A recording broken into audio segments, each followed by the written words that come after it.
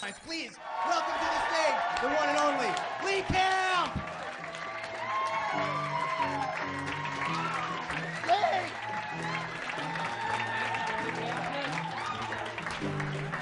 All right! How is everybody? Good?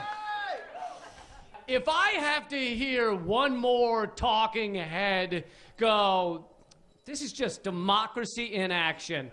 This is just, we're watching democracy in action. I am gonna punch him in the throat, all right? One more. It's so meaningless. It's so, first of all, we're not a democracy, right? We're a democratic republic. That's step one, all right? Secondly, these people know that there are recent studies showing we're not even a democracy anymore. We're a democratic republic. We're an oligarchy, right? We are ruled by a class of business elites who get what they want while we get all right? That is what the study showed. That was actually the thesis statement. People get You know what? We're just watching democracy in action. It's just a slap to the face every time I hear it. It's like I was at an airport. I bought a bag of M&Ms, a normal size bag, and it said across it, sharing size.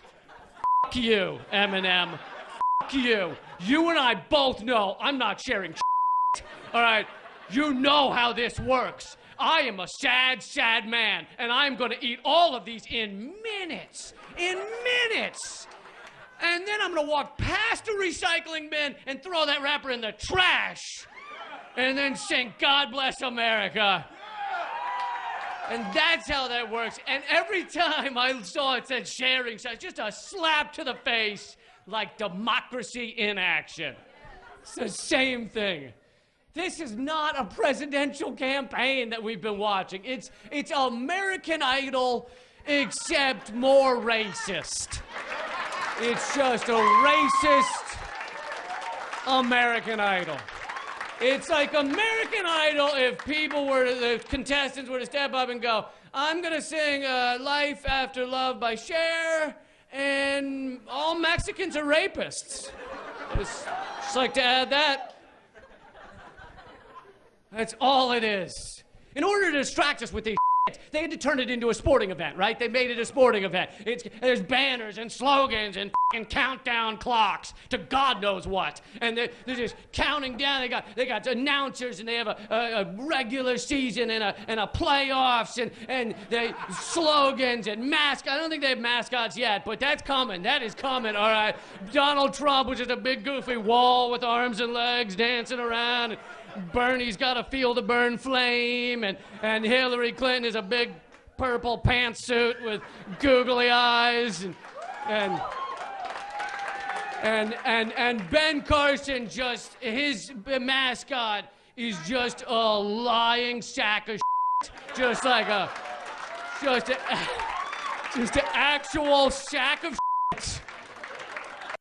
That just runs around, its pants are on fire, and it's just like dancing. It's like, I'm not a mascot! And we're like, you are full of shit. You lying sack of shit.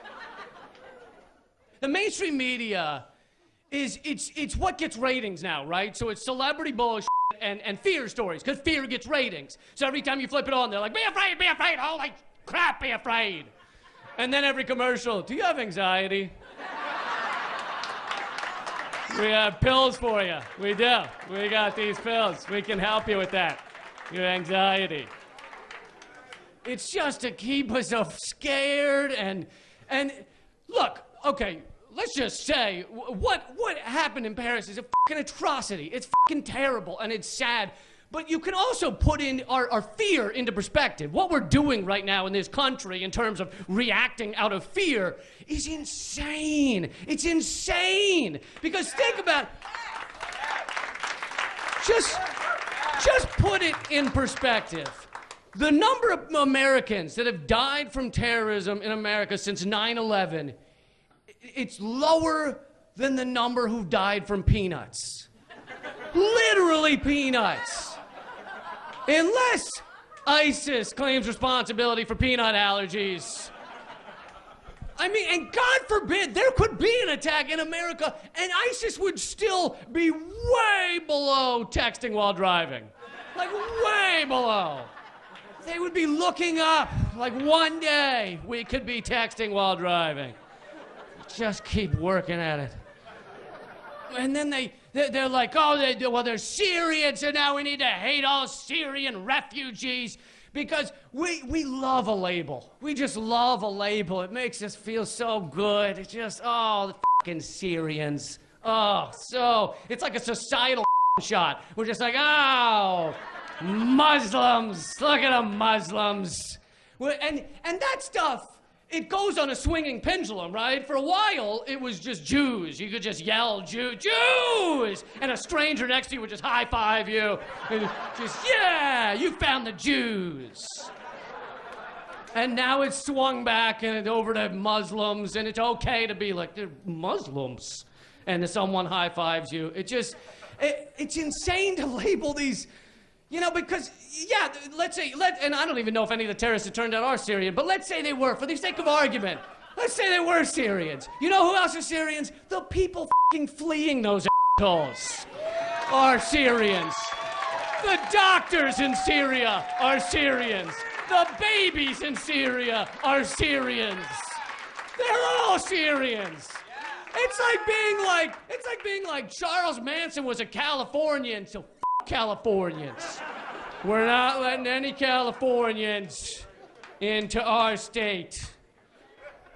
And then they use this stuff. They use these events around the world to take away our rights, you know. Oh, well, we could have stopped the attack if we'd been able to listen to all your phone calls. Or we could have stopped it if we'd had all your dick pics. Or we could have stopped it. If only we'd had a GPS tracking device on every person, then we could have stopped it. So now they want to come out with a GPS tracking device that you just insert up your butthole. You just put it up your butthole, and the NSA can track you, and if you haven't done anything wrong, you have nothing to worry about. You have nothing to worry about as long as you haven't done anything wrong. Don't worry, it's the size of a grapefruit and shaped like a pineapple. And you just stick the NSA hole up your butt, and it monitors you. And if it hurts while you're walking, then that means it's working. It's fine. If you're walking like a duck, you are a secure American. Our media landscape is so pathetic. They did a study and found out Fox News, people who only watch Fox News know less about what's happening in the world than people who watch no news at all. That is amazing. That is mind-blowing. Because no one would watch a sports channel that made them dumber about sports. No one. They'd be walking around the neighborhood like, yeah, the Lakers beat Tiger Woods. And people are like, I don't even watch basketball, but I'm pretty sure one of those is a basketball team and the other one's like a tiger or something. I didn't know. I mean, it's just to sell shit, right? It's to sell pills. Half of the advertisements are for pills, and they just every time you flip it on, they're like, oh, we just found out about green shit under the toenail syndrome, and you're like, I got that too. So I gotta buy those pills. And these things are only for rich countries who can afford the pills. Do you think anyone in the Republic of Congo has ever heard of restless leg syndrome? No, because even if they have it, they're using it to run from the rhino that's behind them. Like, oh, thank God my legs are restless. Meanwhile, I'm sitting in a beanbag chair 2 hours into a 7-hour marathon of Law and Order, screaming at my legs, chill out, why you twitching? We got 5 hours left, have a beer, shut up. And now every store you go into, in order to assuage our guilt about it's kind of an unconscious, subconscious guilt about what it is this endless consumerism is doing to the planet. And so to deal with it, every store you go into, like most of them, Starbucks and Target and all this stuff, you go in and they're like, hey, for every coffee you get, we donate 10% to the kids in Guatemala that pick the coffee beans. Yeah, for every latte you buy, 17% goes to help whatever, and 20% goes to help a Scandinavian teenager afford a strip club or whatever the like. Hey, yeah, and 90% of the paper in the cup is made from recycled original Shakespeare manuscripts or whatever. And it's just to make us feel okay about this insanity that we're doing all day, every day. So we'd almost be better off if you walked into a coffee shop, walked into Starbucks, and it just said, buy the new pumpkin latte. F those kids. We'd be better off, because then at least we'd be thinking about it. And the best example of this is Tom's shoes, right? Tom's shoes. For every pair of shoes you get, they donate an equivalent pair to someone in Africa. And first of all, are we sure Africans want to dress like pretentious hipsters? Are we sure they do? But even if that's true, are we sure these shoes are getting to people that actually need shoes? Or is it just like a town where they need food, but shoes rain down every Tuesday? Yeah, we have a fucking pile of Tom's shoes in the middle of town. Avalanche last week killed 30 people. And you know the proof that this stuff has to do with our guilt is that things that actually have a bit of sin baked into them, like they're already kind of sinful, you already feel like a little bit dirty, they never have this stuff. You don't need this stuff because you've already accepted the sin of what you're doing, like you never see like, this dildo is made from 15% recycled rubber from a tire swing used by a war orphan or whatever, like. For every butt plug you get, Tom's will donate an equivalent butt plug to people in Africa. $1 from every heroin purchase goes to UNICEF. Whatever the You don't hear that because we don't need it. We've already accepted the sin. I don't know if you realize how edgy that last bit was, all right? People... Half my audience wears Tom's and drinks Starbucks. So I'm a fucking edgy motherfucker, all right? I am Jim Morrison with his out up here. Someone's liable to take me out and be like, get him now before he insults Burt's Bees. Get him now. But I will sometimes, if I can't find a local coffee shop, I will go to Starbucks. And here's the reason, because I'm addicted to caffeine.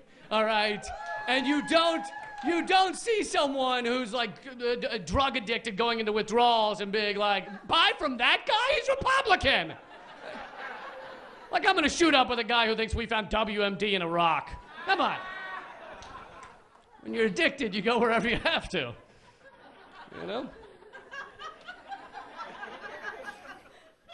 I think a little bit of hypocrisy is okay. I think it's okay. And the reason is because there are no perfect people out there. There's no perfect people. So, like people will get on climate activists who like have a car or fly or whatever. There's signs across billboards across Pennsylvania that say, Robert Redford, he tells you to live environmentally or be, care about the environment. And he's been on a plane. They have these billboards. And it's like, good, I fucking want people that are gonna talk about these important issues to use our modern technology to do so. I don't want, you know why you've never heard of a climate activist? You've never seen interviews with climate activists who don't own a car and like live out in a cabin in the woods in Wyoming? They do exist. They've never made it to a television studio, all right? There's no way to get there. They don't.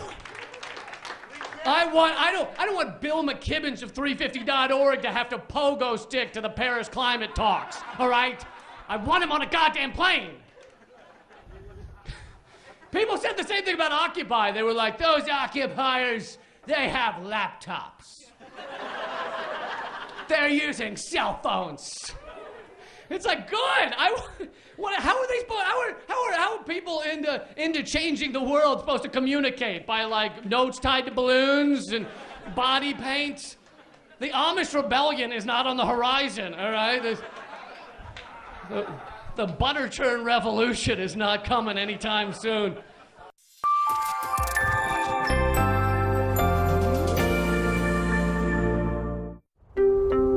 Tioga, a little town of maybe 600 people, has to be supporting 8,000 people now. Even in Florida, in the papers and on the news, it's come to North Dakota. This is the place to be. I'm not living off of hope, but I am hopeful. I'm living off what is going to happen. It's like we've been invaded by some big foreign blob that is out to get rid of my place, get rid of my very being.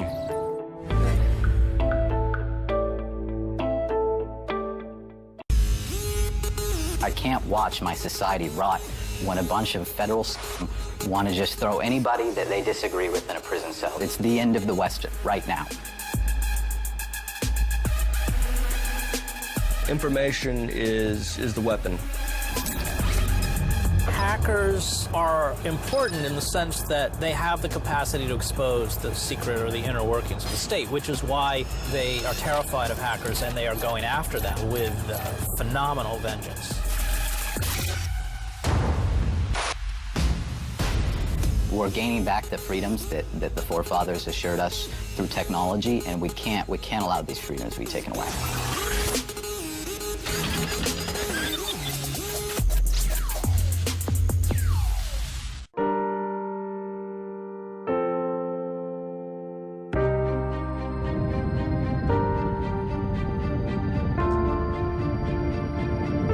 Северный морской путь – это дорога из запада на восток, вдоль наших территорий.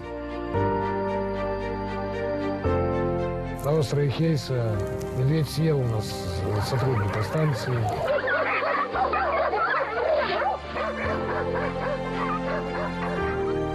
Сейчас за Арктику идет борьба среди всех стран. Если мы ее сейчас не освоим, то освоит за нас кто-то другой.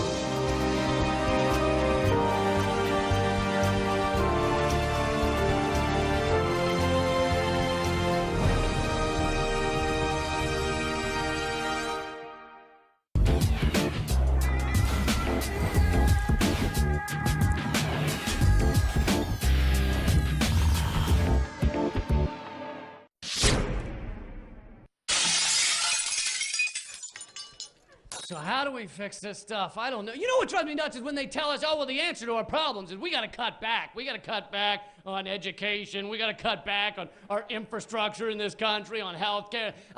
We have more money than you could imagine. We dump so much money into military, more than the following 10 countries combined. We are swimming in money. It is there. We have 900 military bases around the world. Meanwhile, our economy's filled with debt. Our people are filled with Kentucky Fried Chicken. The chicken's filled with hormones. The hormones filled with mercury. And we don't know what the mercury's filled with because we defunded NASA.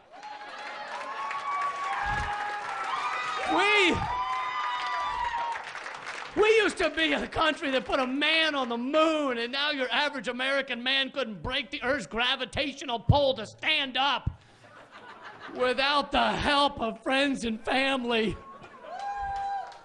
I have never gotten a standing ovation at a U.S. comedy club, and it's because physics won't allow it. All right, let's go to something less controversial. Let me tell you something about black people. Some of you get a little nervous. That sentence never ends well. It never does. It does, however, quiet down a room full of white people. It does. I think we should just get rid of the ting, ting, ting, ting, ting, ting, ting before a speech and just replace it with a guy going, let me tell you something about black people. All right, now we can give the speeches. With that being said, let me tell you something about black people.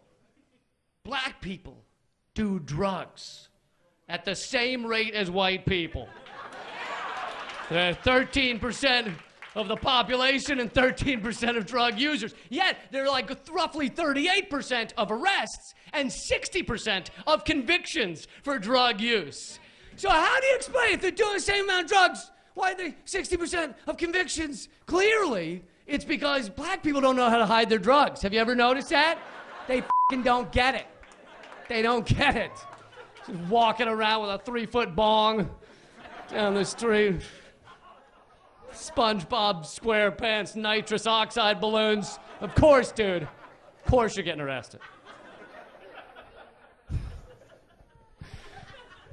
No, obviously it's because we have an incredibly racist criminal justice system. Incredibly racist. And you can call that an opinion, but it's like calling the Holocaust an opinion, or climate change an opinion, or Anderson Cooper important, or Chris Christie svelte. It's not an opinion. It's incredibly racist criminal justice system, and we have to talk about it. You have to fucking talk about it regularly. You know, so next time you're the maid of honor, the best man at a wedding, you're at the reception, just go, let me tell you something about black people. And then I'll get to how Linda became my best friend.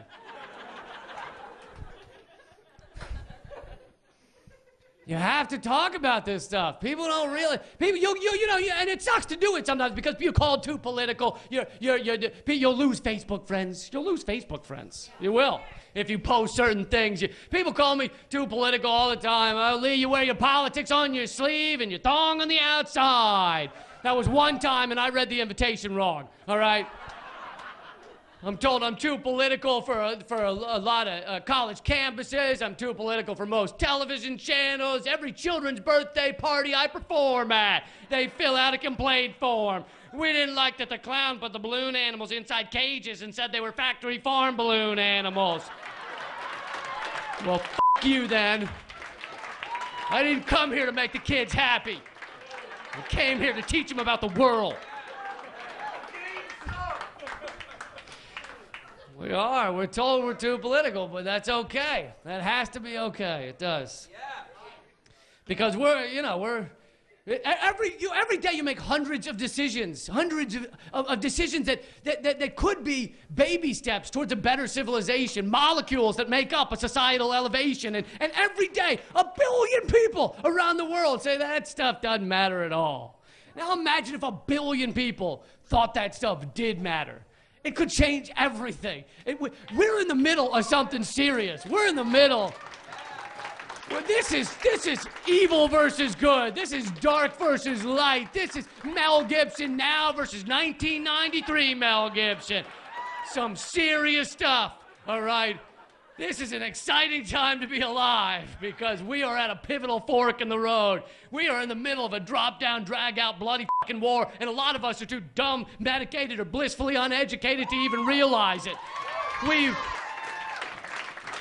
anesthetized ourselves with shiny zombified ourselves with televised social rejects. And just like a fishbowl, if you just give us a little bit of food and a little plastic treasure chest or a chest of plastic treasures, then we will never even question that all of our thoughts and all of our soul takes place inside of a 2-foot bowl. We will never even question it. And this unfettered, unregulated capitalist domination of the mental sphere, the natural here and now. It's an extraction, it's a defecation, it's a digestion of anything and everything that matters to your average human being. And the question now is whether we'll just put our differences aside long enough to tell the holier than thou titans of dickery at the top of this machine to go themselves with a rusty fracking pipe. That's all it is.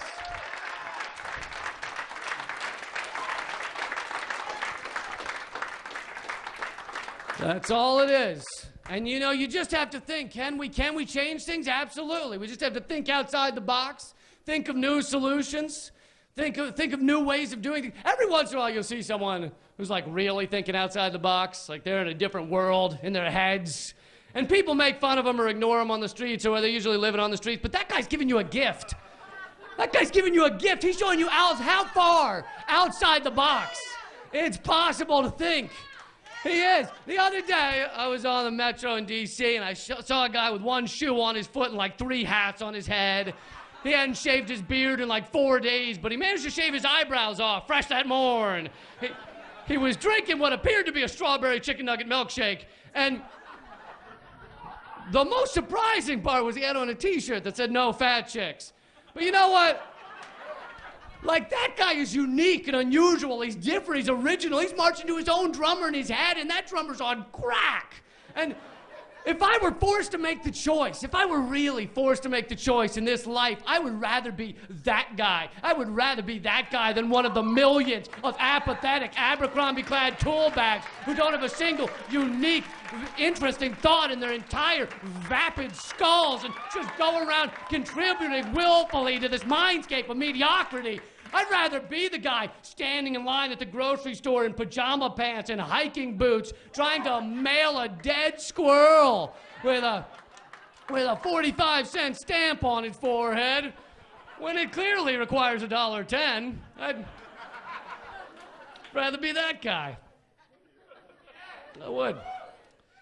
I want to wrap it up by talking about this. I feel like, in my opinion, if you take a step back and you look at it, life is like this little flicker of a flare of a momentary coincidence. It is a galactic accident that you or I or anyone are here. We are the universe's unintended, unwanted, unplanned pregnancy, all right?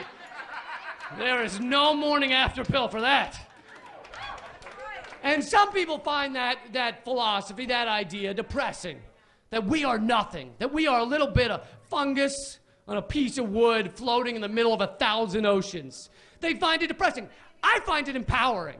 I find it incredibly empowering because it means right now is all that matters. It's all that can matter, right? Because the past is gone or relegated to an Instagram wall. The future's unknowable unless you have access to a hovering skateboard and a wacky scientist. So that means right now is it. How f***ing exciting is that? How f***ing amazing is that? Right now is everything. You thought it was just another day. You thought it was just a dental exam or a hand job. But no, it is right now. It's incredible. And I find that so much more empowering than the evangelical view of things, that we're in the middle of a giant waiting room before we head up to another bigger giant waiting room, and you're there for eternity. Oh my God. If I could find a way to stab myself with a cloud and get the fuck out of there, I would. I don't know if you can hang yourself with a harp, but I'll try. And you take those two things together, that we are nothing, and of that nothing right now is everything. And it should change the way we live. It should change the way we behave. We should not care about our texts or our tweets, the cash in our wallets or the rash on our balls. You know, we should care about the shared humanity and the now and the people we meet. That's what we should care about, but we can't. We can't. And the reason we can't is because our ego as a species. We all think we're so fucking incredible, says the guy on stage begging you to love him. We all think we're so amazing. A surprising number of people think they've been alien anal probed. That life forms have come thousands of light years just to find out what's up your butts. And it's an NSA whole device. Just to find out what's up their butts. And in reality, we are just a couple of ants on a rock floating in the middle of infinity. And the irony is, if we could appreciate we're nothing, then we could live like we actually matter. Thank you guys for being here. You're incredible. I really appreciate it. Thank you.